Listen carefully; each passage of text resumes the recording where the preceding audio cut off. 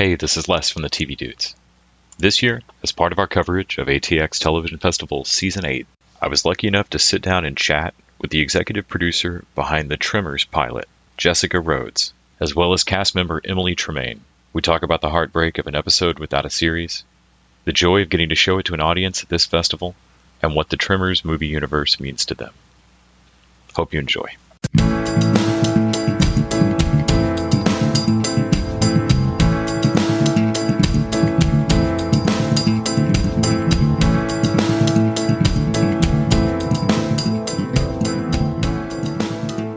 All right, so this is Les from the TV Dudes. I'm sitting down, lucky enough to sit down today with Emily Tremaine and Jessica Rhoades, who are here to talk about the Tremors pilot.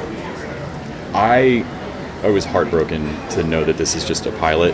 I have another podcast that just delves into one-season shows, and one of the things I've wrestled with sometimes is just doing a season of lost pilots, except that my audience can't ever find them or watch them because they just vanish.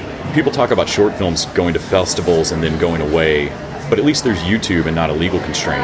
Pilots are often just gone. Jessica, can you talk a little bit about working on the show and the process of finding out how the business was going to go on it, and then bringing it to the fest and finding a way to present it to an audience?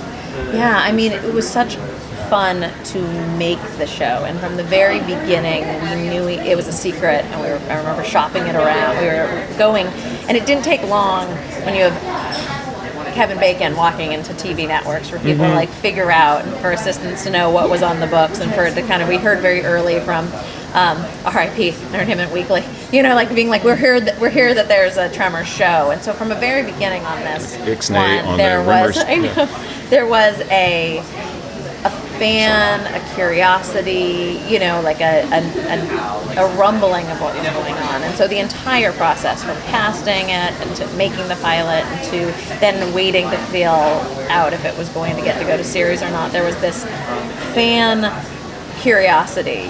People really, really cared, and people really, really wanted to know. So when it, when we found out it wasn't going to move forward, I was actually with Andrew Miller. Our families were together, and we were like, everyone kind of had how do you get it made at another home? And there certainly was a phase of lots of activity and people Can we shop this? wanting to have the conversation and what it was. But it's, we love it so much. It's a very specific, we were talking like it's comedy, horror comedy. It's a very specific show, and I think that when it turned out there wasn't a network who had the right home for us, we were friends with Caitlin and Emily, and everyone kind of started talking about, is there a fun way? And Universal Television, UCP was really supportive of it, and gave us close. Yeah, I think sometimes the table read panels that are at the fest occasionally end up being these just riotously fun kind of things, and knowing that the Tremors panel was kind of going to be a blend, from what I'd heard, it just sounded like a blast. It was fun because you guys also got to read some of the parts. Yeah, and none of us had seen any of the footage. Okay. So it was amazing to be able to reconnect with the script, reconnect with each other, but then also see it. And I can't imagine. Acting's already weird. It's a career where you re-audition for your job each time, as if you've not worked before or something. I've heard people describe to me like that. But I can't imagine working on a pilot and then it not being anywhere where you've not even seen it necessarily. I'd not really considered that you might have done work for months that you don't really ever get to lay eyes on. Yeah, you almost have to convince yourself that it happened. No. I dreamed that Tremors. But yeah, it was. I mean, we shot it outside of Albuquerque in this mountains called the Sandia Mountains, and it was Sandia means watermelon, and they call it that because at like a certain time of the sunset, the mountain looks like a big glowing watermelon. And we were shooting like a 45-minute drive outside Albuquerque, and it felt like this sort of magical place that we went to, like almost a mirage, with like a pond with wild horses. To the extent we're like, did this happen? Maybe there are tremors. Well, Kevin's here. I believe it. Right. There's graboids in these. Yeah. So we were talking about horror comedy earlier, and it's it's a genre blend that I love. I feel like Hannah Gadsby pointed it out really well in her Nanette special, that this is how comedy works. It works the same as horror. Yeah. I make you feel unsafe with a premise, and then I make it safe with a joke. And that ooh, this is an uncomfortable topic. Maybe that person on stage shouldn't bring up whatever. Right. And then they make it safe. And it's really the same thing that horror does. You know, there's an intruder, there's an agent.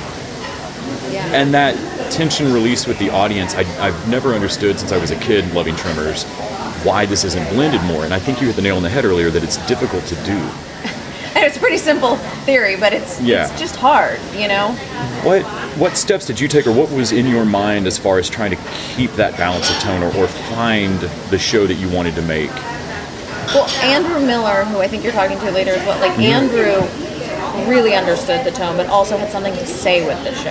And I think that that's one of the things that kind of pulls you back from the comedy at times, pulls you back from the horror at the time. Like that, it's a bit of a big concept, and it's a bit of a, you know, where are we? What is this place in the middle of nowhere? We're retelling stories, but it was grounded, as crazy as that sounds, in this concept of living in the past, living, you know, kind of looking behind you is damaging. And this idea that how can you see the danger on the horizon if you're obsessed with what happened behind you, and that, you know, I think right now in the world, like, is saying something. And so for us, it was a way to balance, obviously, the comedy and the horror, but also the kind of realism of the piece. And I think those are the things that you're always trying to, like, watch out for.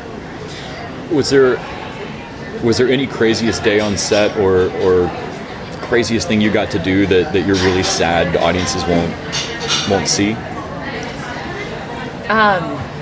Yeah, in Chang's, they had, I mean, you kind of touched on it, but in Val's car, he has his own bobblehead on the dash. And, like, the sneaky cool little things like that in the, you know, like, they had all of these sort of, like, broken dream toys for sale, everything discounted, and kind of like what Kevin was saying on the panel, like the closed up stores of graboid jazzercise place, you know, like there wasn't really one thing, because there was just so much detail put into everything that I'm so sad this is the gift that they get gift that Kevin and Andrew and Jessica and everyone gave to, like, as a wrap present, was a small Val McKee figurine in its own plastic box that, like, it's an action figure. It's fantastic. It's amazing. Oh, that's great. And he's holding a little graboid, and it's like... Emily's also being humble, though, because the panel just got to see it for the first time, but she actually has this incredible monologue as, like, Val's daughter, who just kind of lays it down and tells the audience, and more importantly Val, who he really is. Yeah. And it's pretty incredible. I'm shocked to find that Val's not a spectacular father figure. Is that, yeah. He's got the goal was that he had a series of television to prove himself. Yeah. Make it up to her. Yeah, exactly. Thank you, though. Yeah, that was a great day working on that. And also, like, Kevin was so supportive, everyone was so supportive doing it, but when we had rehearsal, which is so rare to do with a pilot or, you know, any television, but we had a couple days of rehearsal, and after the first day of rehearsal, Kevin said to me, "What are you doing tonight? Do you want to have a father-daughter dinner?" And I was like, "Are you asking me? You're married?" No, but, like, we went and had this, like, great talk about fathers, daughters, resentment, things building up over. It was great and sad, and it really made this. It gave this show this heart, and he was like, the Emily-Val relationship was what was extremely appealing to me doing this, and I'm like, well, obviously me too, but yeah. Do you have any lessons that you take away from this going the way it did and making the pilot, or is this just the way sometimes things go when you did your job as you would do it any other time? I think sometimes it's just the way it goes, and I know that that's so, like, fatalistic, but I think that you couldn't have cared more. The people involved in this, from Kevin at the very, very center, and, like, wanting to tell this story for the right reasons. It's not like he was looking or willing or open to do any other,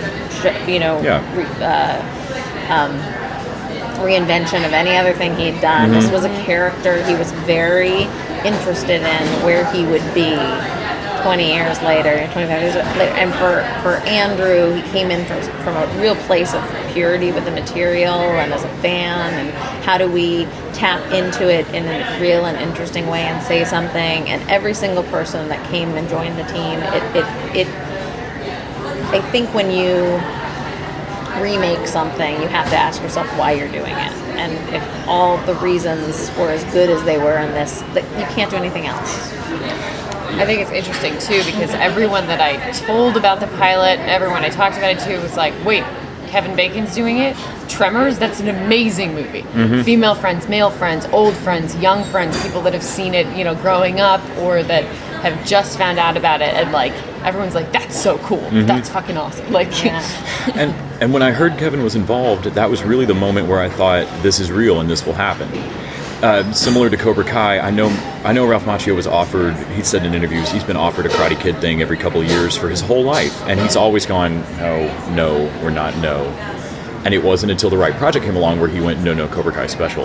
Yeah. And that was the moment I was like, well, if Bacon is involved, then this can't just be a, hey, I liked Tremors, let's do an existing property. Absolutely. Like, that wasn't enough reason. Absolutely. And I think one of the things, again, unfortunately, only the ATX audience will have been able to see it, but something that I think was really well achieved in the pilot was there's a moment at the very end where you genuinely are concerned that Al is not going to survive. And I think that was a little bit us playing with the expectation of an audience where you're like, did he just come launch it?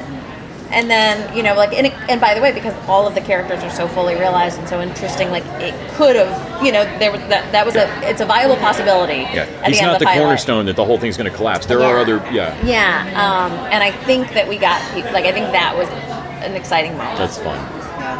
Thank you both so much for taking time to talk about it. I know it's got to be a little strange to talk about a project that you're not really actively promoting. It's kind of great, by the way, because you can just really look and reflect on what you loved about it. When else do you get to do this? Exactly. And we were talking in front of a group of like excited, interesting people that had a ton of questions. Like, it's still there. TV fan.